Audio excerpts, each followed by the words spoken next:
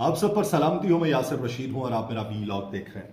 ناظرین، کیا بنے گا مملکت خدا داد پاکستان کا، جہاں پر احتجاج کرنے والوں پہ لاٹھیاں برسائی جائیں، جہاں پہ چھوٹے معصوم بچوں کے سامنے ان کے والد پہ تشدد کیا جائے، جہاں پہ راہ چلتی گاڑی کو روک کے دروازہ کھول کے اس کے ڈرائیور کو باہر نکالنے کی کوشش کی جائے کہ تم رستے میں ٹریفک کی روانی میں تعطل کا باعث بن رہے ہو، جہاں پر آواز دبانے کی کوشش کی جائے، جہاں پر عام عوام تو دور کی بات رکن پارلیمنٹ کو گرفتار کر لیا جائے، تو وہاں پر عام عوام احتجاج کا کیا حق رکھتے ہیں؟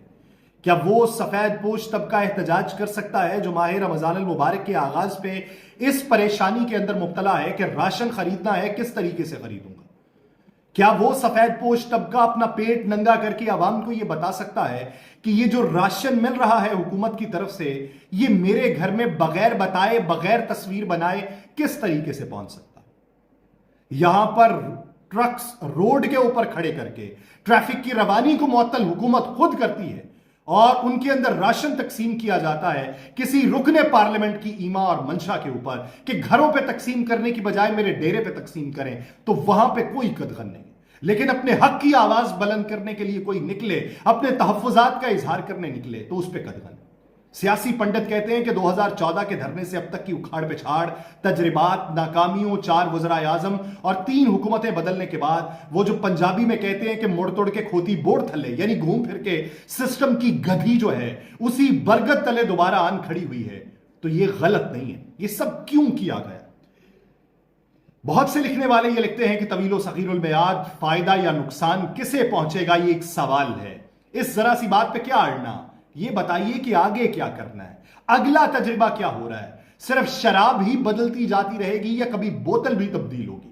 نہ آپ سے آج تک یہ ملک سنبھلا ہے، نہ کسی اور کو سنبھالنے کا موقع دیا ہے، نہ آپ نے اپنی صلاحیت و قابلیت کی خود احتسابی کی ہے، اور نہ ہی کبھی عام آدمی کو اس قابل سمجھا ہے کہ اپنی قسمت کا فیصلہ وہ خود کر پائے. یہ جتنے سیاسی پنڈت ہیں، یہ جو دوسری سیڑھیوں پہ چڑھ کے آنا چاہتے ہیں، دوسروں کے کندھوں پہ سوار ہونا چاہتے ہیں، آپ نے پچھلے 7 اشروں میں جن جن پتھروں کو دھڑکنیں عطا کر کے بت بنایا، ان کو بھی جب جب زبان ملی وہ برسے.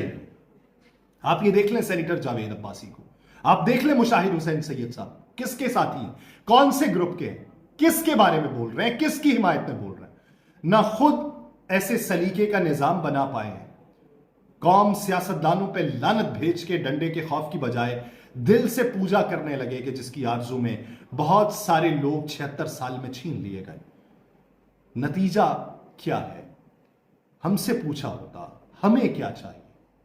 ہمیں صرف یہ بتایا جاتا ہے کہ تمہیں یہ چاہیے. ہم سے تو پوچھیں ہماری اندرونی کیفیت کیا ہے، علامات کیا ہے. ہم سے سرسری سن کے خود ہی مرض کی تہ تک پہنچنے کا دعویٰ بہت سارے لوگ کرتے ہیں. کبھی ایلوپیتھک، کبھی ہومیوپیتھک، کبھی حکیمانہ معجزات ہمیں تجویز کیے جاتے ہیں. دواؤں پر دوائیں تبدیل کی جاتی ہیں، ایک کے بعد ایک آپریشن کے لیے ٹیبل پہ لٹا دیا جاتا ہے. بار بار ہمیں سے پوچھتا رہا جاتا ہے کہ آخر افاقہ کیوں نہیں ہو رہا. وسط اللہ خان لکھتے ہیں نا کہ کہیں چھپ کے کوئی بد پرہیزی تو نہیں ہو رہی. ہم کبھی دبے دبے تو کبھی چیخ چیخ کر بتانے کی کوشش کرتے رہیں کہ اپنی دوا دارو ایک جانب رکھ کے کبھی ہمیں کھلی فضا میں سانس لینے اور چہل قدمی یا کم از کم کمرے کی کھڑکیاں روشن دان کھول کے بیرونی مناظر دیکھنے کی ہی اجازت دے دیں. جی بہلے گا تو دواؤں کا کسیلا پن بھی کم محسوس ہوگا. ہو سکتا ہے کہ ہم ٹھیک ہو جائیں، ہو سکتا ہے کہ ملک کی معیشت بہتر ہو جائے، ہو سکتا ہے کہ آپ کی نظر میں غلط تجربہ صحیح ثابت ہو جائے، یا کم از کم کسی اور تجربہ کار معالج سے سیکنڈ اوپینین لینے کی اجازت دے دیں. کسی ماہر نفسیات سے ہمیں ہمارا کیس تنہائی میں ڈسکس کرنے کی اجازت دے دیں. مگر ہم عقل کل تھوڑی ہیں. ہر بار جھڑکیاں ملتی ہیں، ڈاکٹر تم ہو یا ہم ہیں. کتنی مقدار میں کیا دوا دینی ہے، کون سی نہیں دینی، یہ تم بہتر جانتے ہو یا میں جانتا ہوں. آپ مائی باپ ہیں، مانتے ہیں. آپ کہتے ہیں کسی اور ڈاکٹر کے پاس جاؤ گے تو کھال اتار لے گا، مان لیتے ہیں. آپ کہتے ہیں کہ مفت میں علاج آپ کر رہے ہیں، ہم مسلسل ناشکرے پن کے اندر مبتلا ہیں. یہ ساتھ والے ممالک کا بھی تو علاج ہو رہا ہے، ان کی بڑھوتری کیا ہو رہی ہے؟ مائی باپ، آپ ہی مائی باپ رہیں گے، لیکن ہمیں ساتھ والوں کو دیکھ کے یا تو کھڑکیاں ساری بند کر دیں، ساتھ والے بھی دکھائی نہ دیں. یہ ساتھ والے جو دکھائی دیتے ہیں نا، ان کی آوازیں جو کانوں میں پڑتی ہیں، ہمیں سمجھ نہیں آتا کہ ان کے پاس کون سا نسخہ کیمیا ہے کہ چلو بہت زیادہ نہ صحیح ہم سے تو بہتر ترقی کرتے ہیں۔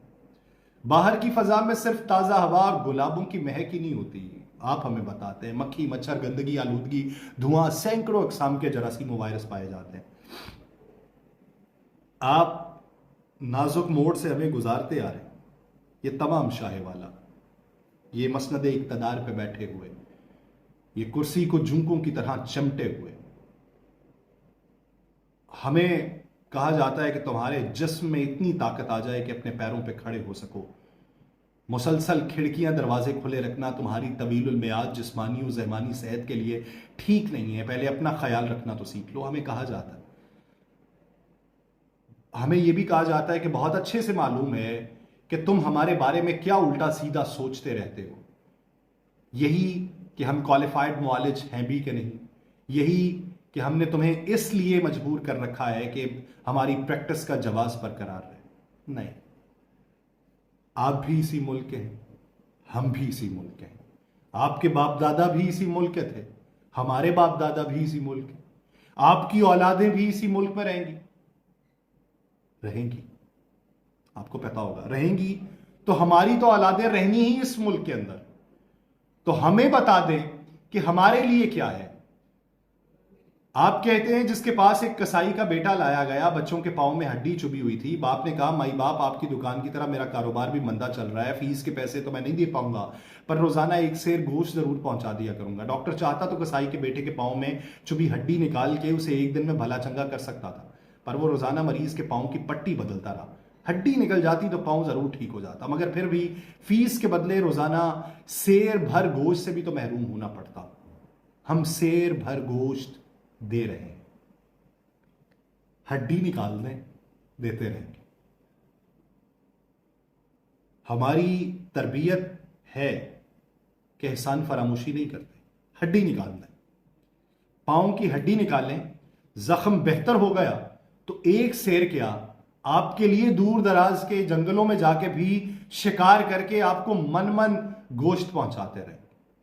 یہ جتنے سٹیک ہولڈرز ہیں، یہ وزیر اعظم، یہ صدر، یہ چیئرمین سینٹ، یہ نظام انصاف والے، یہ ہمیں حفاظت مہیا کرنے والے، یہ تمام ہمیں ہمارا حق دیں، آپ کو آپ کے حق سے زیادہ دیں گے، لیکن یہ آوازوں کو دبانے، یہ لوگوں کو گرفتار کرنے، یہ لوگوں کو بے راہ روی کا شکار کہنے، یا لوگوں کی امیدوں اور لوگوں کی خواہشوں اور لوگوں کے خوابوں کو ملیا میٹ کر دینے سے اپنے خواب تکمیل تک نہیں پہنچتے، اور اگر پہنچ بھی جائیں تو پھر دن میں بھی ڈراؤنے خواب آتے رہتے ہیں۔ ہم پہ رحم کریں، ملک پہ رحم کریں، ہم بھی یہیں کے، آپ بھی یہیں کے۔ مجھے دیجیے اجازت، اللہ نے کے بعد۔